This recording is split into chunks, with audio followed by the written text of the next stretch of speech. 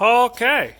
Well, they're mighty close, but really not bad fitment. I haven't got them bolted in. I just got one beam welded in. I'll have to weld another one in.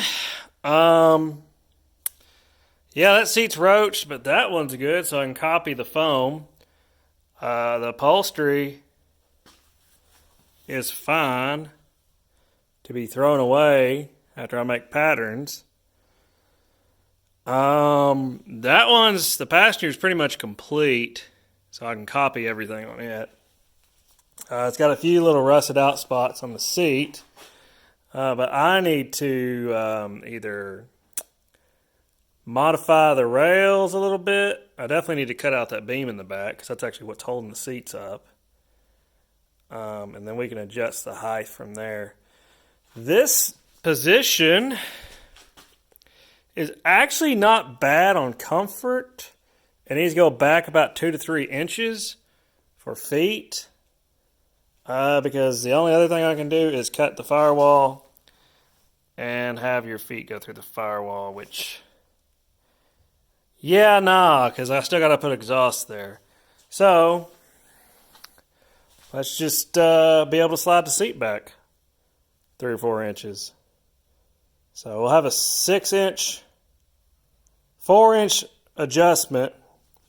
I might have to take more off of this because it looks like I only got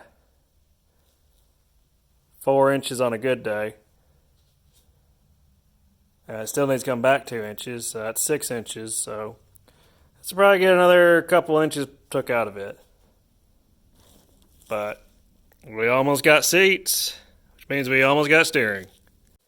You know, I've never done this before, but if I were going to do it, this is what I would do. I would weld those nuts in there. I already got my holes drilled on this side. That's one. We're going to get them bolted in, see where the back one lies, and see what we got to do back here. I might have to make some sort of extension to bolt up to that, but we're there.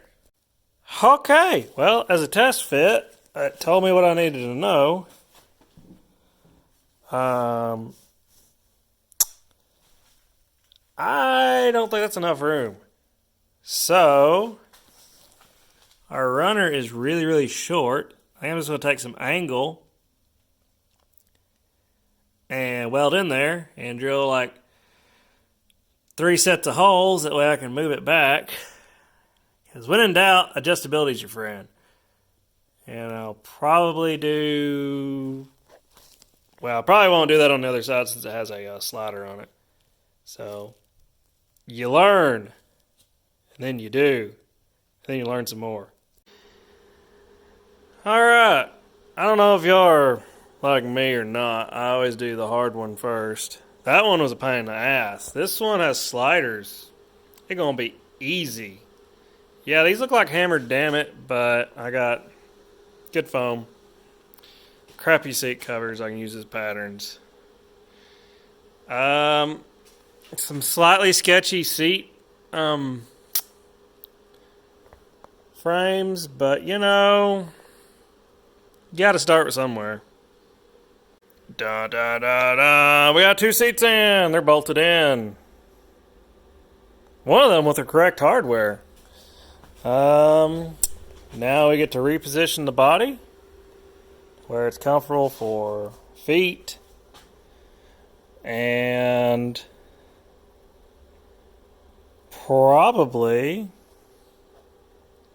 start working on capping everything off. And before that, get the seat, the dash bar in and run our good old steering shaft, which I had to get some 1/2-inch pipe to sleeve, but I think that were longer, come out about here, this area.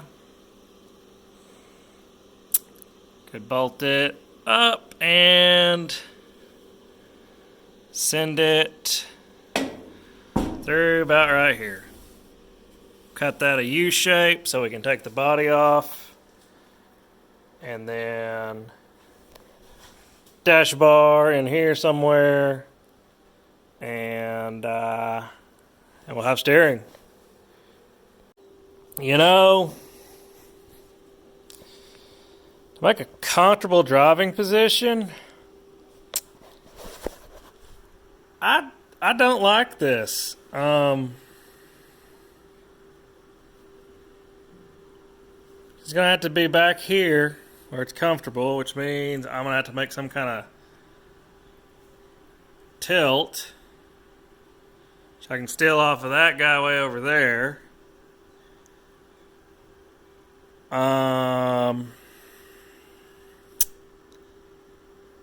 The seating actually needs to go back a few inches, but I've got it shoved all the way back.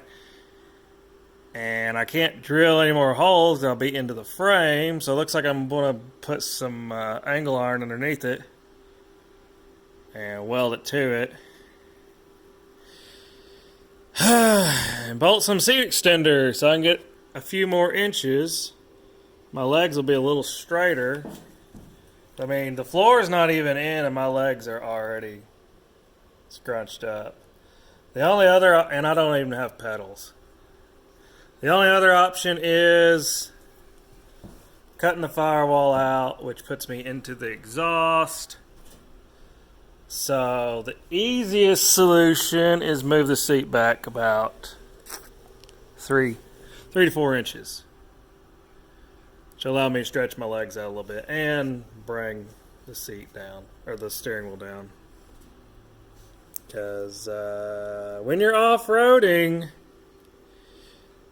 and that steering wheel decides to cock, you don't want to smack your hands and then have your fingers cut off by Mr. Steering Wheel here.